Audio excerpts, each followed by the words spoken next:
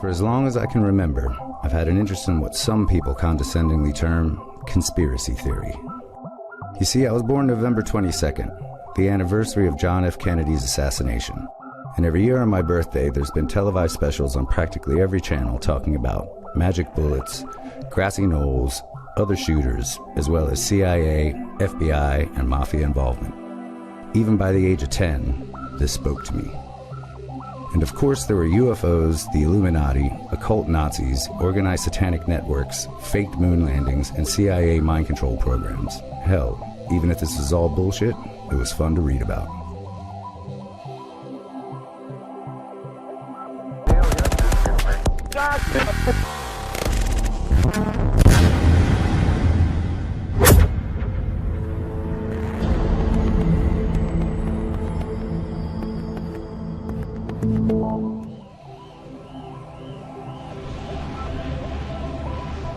It was in 2000 that I first discovered David Icke's book, The Biggest Secret. In it he writes about a global conspiracy, a hidden hand manipulating humanity's destiny through the shadows, using those who seem to be in power. And the goal of these shadow people? Nothing less than an Orwellian global superstate with total control at the hands of an ancient reptilian shape-shifting race. So we took a ferry to the Isle of Wight to spend the day with David Icke, Britain's leading conspiracy evangelist and the one man standing between us and total enslavement. Hey! Kev, Mr. nice to Icke. meet you. Nice to meet you. Good trip. Yes, it was. Welcome to my abode. There's not much to see, but I like it. What do we got here? Well, this is things that I've collected over the years. This is fantastic. Someone in Hawaii actually painted this. This is what the painting is. This is the original of the front cover of my last book, Human Race, Get Off Your Knees, The Lion Sleeps No More. And I asked my great friend, an artist called Neil Haig, to paint this picture for me with particularly those eyes. And that's humanity saying, no more, enough, no more little me, we're not having it anymore. In 1991, David Icke didn't believe in secret shape-shifting lizard fascists. He was a television celebrity. After arthritis had ended a promising career in football, he'd become a broadcaster. But that all ended in one remarkable appearance on the Terry Wogan Show. David Icke. In a turquoise tracksuit, he'd announced that he was the son of God, and the world would be ending that year. It didn't, and Icke seemed destined to disappear beneath a typhoon of public laughter. So it's quite funny, really. You know, 2,000 years ago, had a guy called Jesus sat here and said these same things, you would still be laughing. It's really funny that we've not really moved on that much. They're laughing at you. They're not laughing with you. Fine.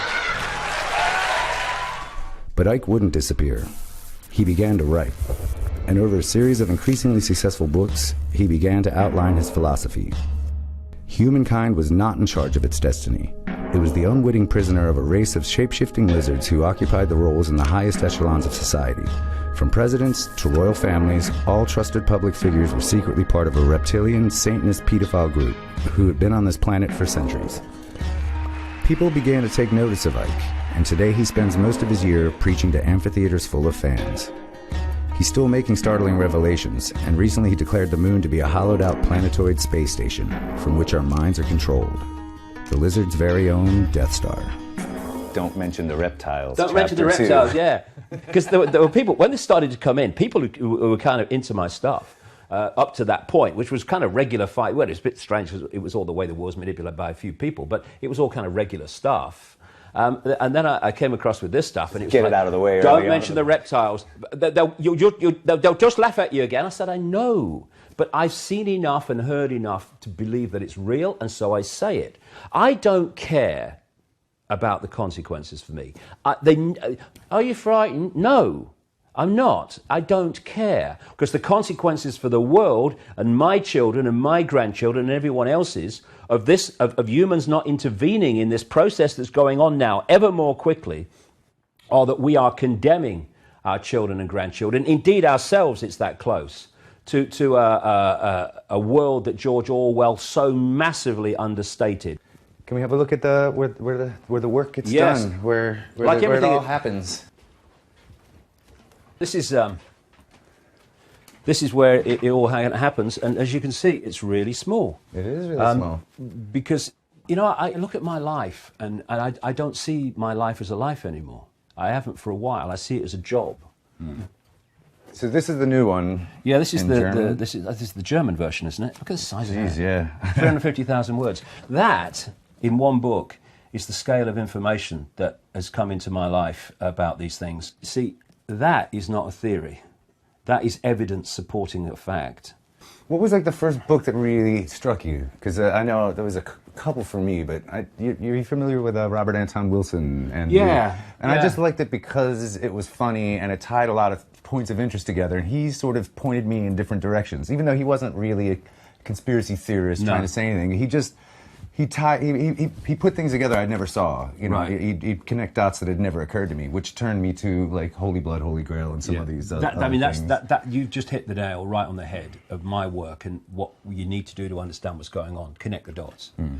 See, there are dots like banking, government, all these different things. 9/11, which in and of themselves are interesting, and you can see that something's not right. When you connect the dots between apparently unconnected people and situations and organizations, that's when the tapestry appears and you go, whoa, so that's what's happening. David had told us that his first moment of enlightenment had occurred when a voice entered his head while shopping with his son on the seafront.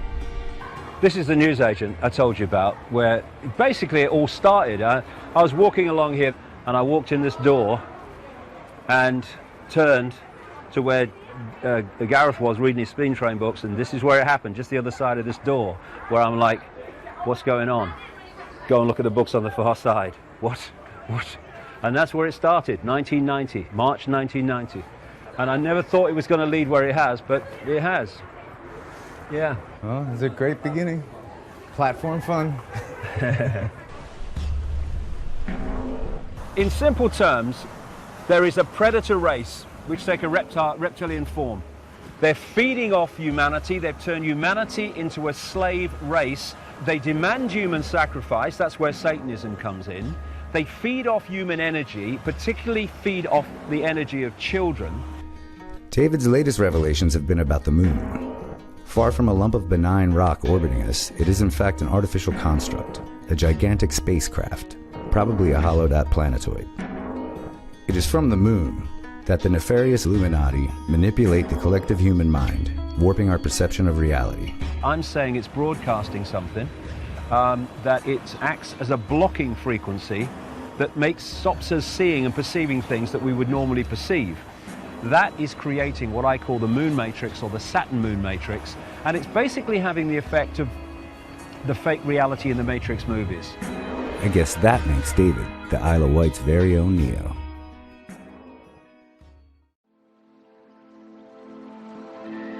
According to Icke, the Isle of Wight is a world within a world, with Freemasonry and Satanism at its center. The ancient ley lines scoring the landscape make it a powerful spiritual hub. I think the plan is he's going to show us this stone, which is part of a old stone circle. It's the main one where apparently satanic rituals happen on a regular basis. So this is a place here then where you think these rituals, these rituals. These rituals definitely go on at this place up here. Is this? It's called the Long Stone. In fact, there's two stones. One's on its side and one's standing up, and it's a beautiful walk this direction. Let's go. After you. Cheers, mate. It opens out eventually, and you get a fantastic view. It's interesting when you look at the traits. This is mainstream science.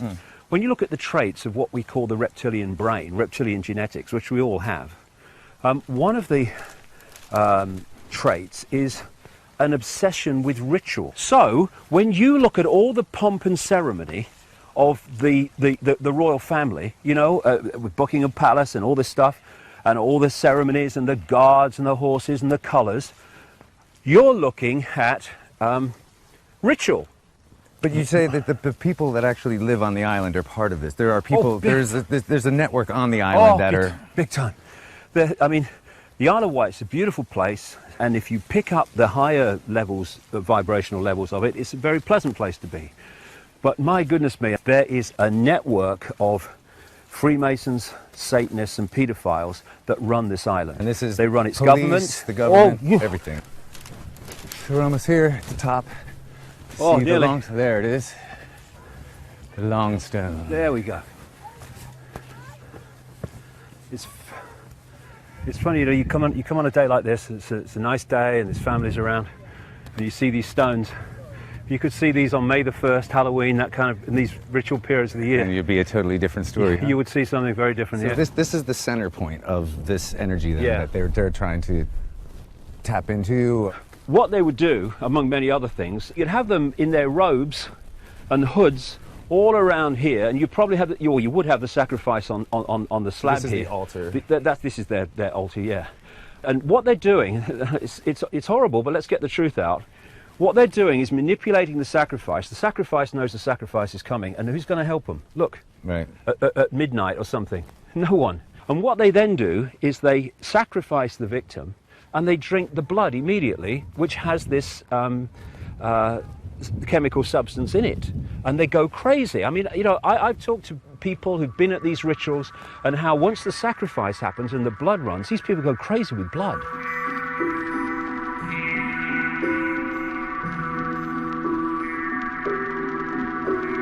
There was a man called Stanley Kubrick, the great filmmaker. I think I've heard of him. Stanley Kubrick was an insider, and he wanted to expose it. And his last movie was called Eyes Wide Shut. I've seen it.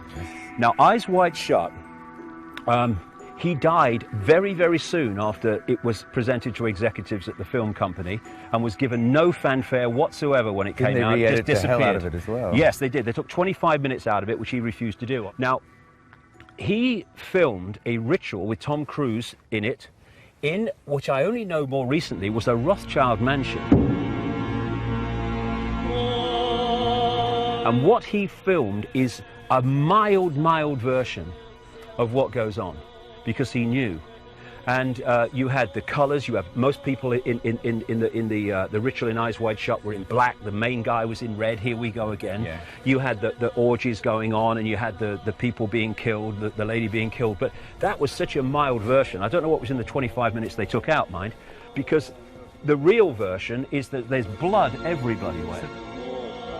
We see a hierarchy in the public arena of president, secretaries of state, of prime ministers, secretaries of state, down. Yeah. That's the public hierarchy.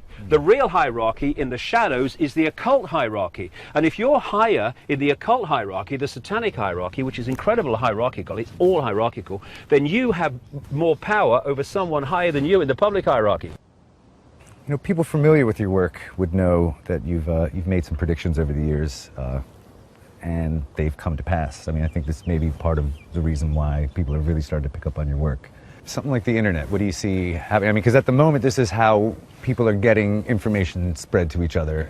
It seems, at least at the moment, to be relatively free in most countries. What do you see happening there? The big thing that they're going to say is, because of the danger of terrorism and terrorists communicating on the internet, these things have to be stopped. I mean, what did Cameron say after the London riots? We may have to talk about censoring Twitter and Facebook. And Bill Clinton, and when Bill Clinton, like Tony Blair or George Bush or anybody, when they open their mouths, it's the Rothschild speaking. And just a few months ago, Bill Clinton came out and said we need basically a censor organization, a ministry of truth, to police the internet and to stop people. He specifically talked about people who are spreading rumors on the internet and are not true. They are true, Bill, okay. They're in my books. There's old documentaries about it. They're true. Go away. Drink your milk.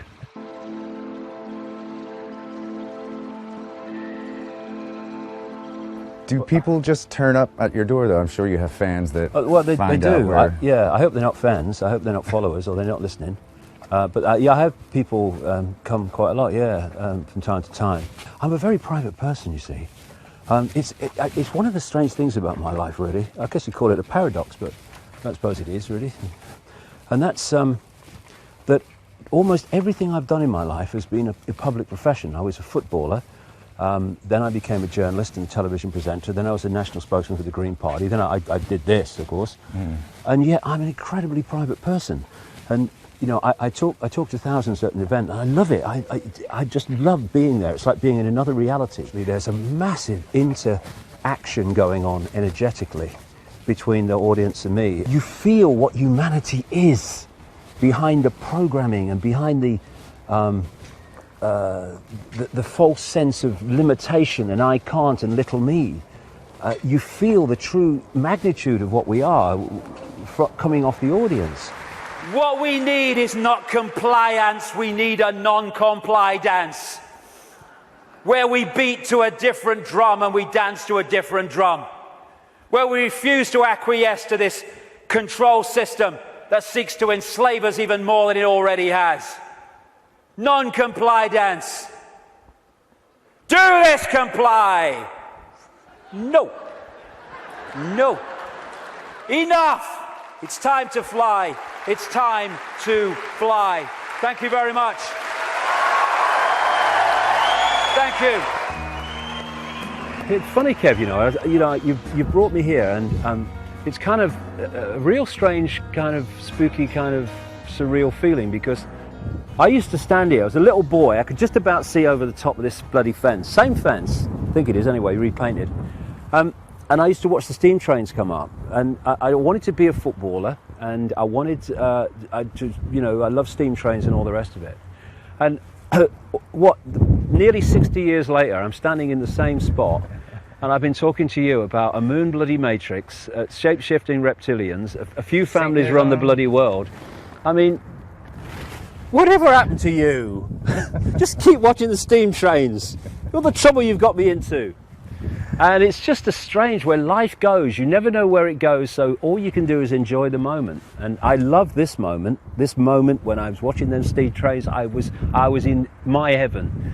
And standing here, I'm in another kind of heaven, because given what happened 20 years ago and many years after that, I was ridiculed in the street, called a nutter, and I couldn't fill a phone box. And now suddenly it's so different. It just shows that if you keep walking and believe in what you're doing, then something comes out the other end, and it's just beginning to. Even within conspiracy circles, David Icke is a controversial figure. Many view him as a harmless eccentric, while others claim he must be an agent provocateur, discrediting conspiracies by mixing documented fact with wild allegations of rapist reptilians and their artificial moon base. Maybe they're just jealous. Icke has sold over 20 million books worldwide, while his website is an iconic forum for the global esoteric community with over 4 million views a month. So this is David Icke, visionary, multi-million selling author, global icon, one-time messiah, former goalkeeper, and the single greatest threat to the lizard apocalypse. Good luck, my friend.